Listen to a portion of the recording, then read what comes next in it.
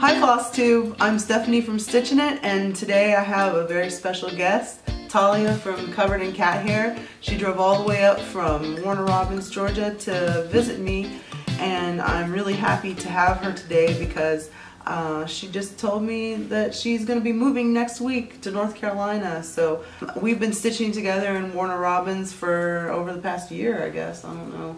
Yeah, whenever we started doing that. We're having a Stitchy day today, and of course, since we both do Flosstube, we decided to make a last-minute video and talk a little bit about what we've been doing. So that we got into this conversation about how we keep track of whips, because I had been being honest with myself, and I didn't know exactly even how many I had. I knew I had around 20, but I wasn't even sure since I made my whip parade last year how many whips I even had in that video, because there were a couple of other whips that I had that I didn't even show. So I wasn't even being completely honest about how many I had. And yes, I do have currently 22 projects that I've started and have some work on, and I have more plans, of course, to start stuff. So I don't want to get past 30 at this point. I don't want to. I don't.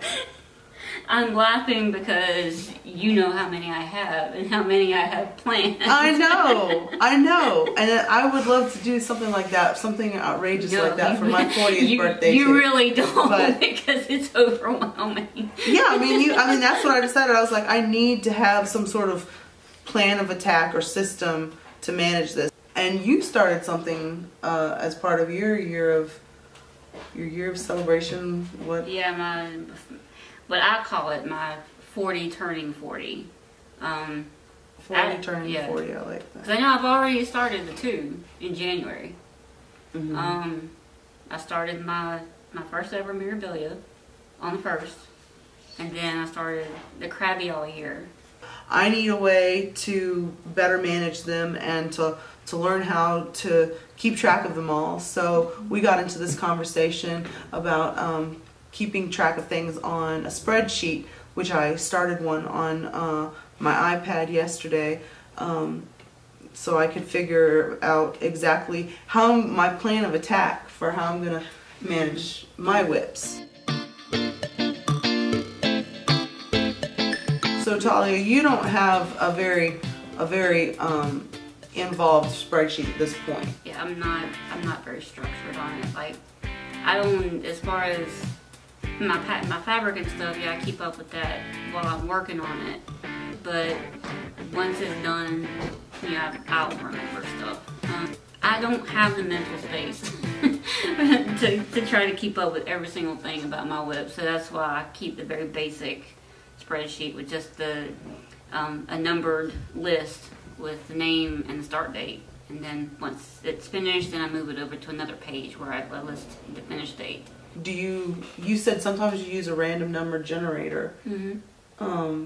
Occasionally. How do you decide which whips to work on when? Well, lately I've been a little bit better about actually wanting to start on. And before, where I only had one day off a week, you know, and I was still getting cross stitch done a little bit at work, you know, well, a good bit at work. But I was doing a random number generator on days when I just couldn't decide what I wanted to work on. So I would just, with my page, my Excel page, and I would pick the random number generator, and whatever came up, that's what I work on that day.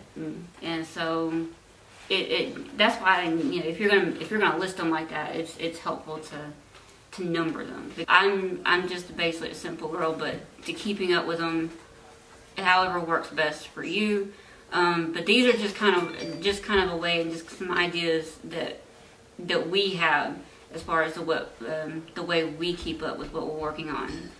As that time goes by, as you're looking at your spreadsheet sheet, and it gets to be April or May, you can say, well, I haven't worked on Eyes on Sparrows since February. So right. I should either that I should work on it, or if it's already been inactive and I haven't worked on it, then it's something that I consider just letting it go at some point. I never got that whole thing about active and inactive. I mean, I don't know. It's just a feeling. I mean, it's just a feeling. You want to show our starts? Yeah, we can go ahead and show what we've been working on today. I got really excited because I finally got all the materials in yesterday for his eyes on the sparrow, and I really wanted. That piece was speaking to me so much because there are other Georgia Stitchers that have decided to start it, and I thought it was a beautiful piece. And I think that for me personally, you know, the saying on the piece is especially touching to me. It reminds me that my God is a personal God, and that He always has His eye on the most small, the most vulnerable, the most people we don't even remember in society or think about, you know, and we're all children of God, and He has His eye on all of us every moment. So I think it's a good thing to be reminded of. You know, we all need that kind of reminder all the time. Yeah. And I love all the little motifs and the scene of the Garden of Eden, and it's just a beautiful pattern anyway. It really is. Yeah. So yeah, I'm gonna be starting it in May, so I'm not too far behind on that. No, it's fun so far, and so I'm gonna show my start. This is just what I've started on since yesterday.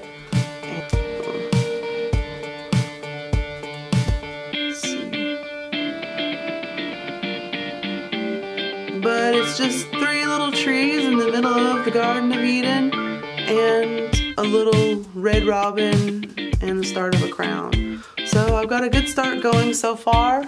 So you done all of that today? Did you start that this morning? I started this last evening, yes, and I stayed up pretty late to try to. I had it's on 36 count linen. And when I started it last night, I thought it was 32 count for some reason. And so I was having some issues because I was thinking that the X's were supposed to be bigger when they were supposed to be smaller. And in fact, I cut the fabric. I had as if I was doing 32 count size too. I was convinced that I had a 32 count piece of fabric.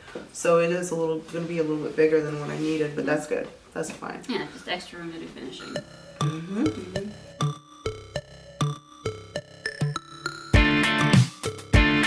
This is what I'm doing. This is what I started last night, and I will get up there. This is my little start on the mini Meant to Be, Simply Meant to Be by Hayden. Not much. I started this last night, so yeah.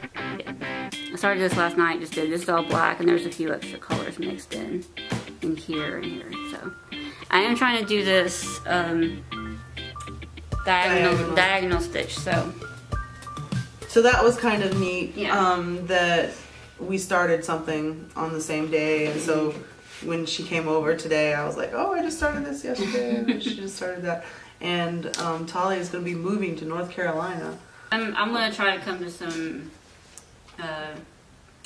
the retreat. Yeah, I'm going to try to come to some retreat and see what I can get to, and hopefully be coordinating with Stephanie. Are you going to be at the retreat? Yes, I am going to be at the retreat. Whatever the answer, I mean, whatever the question was, I am going to be there.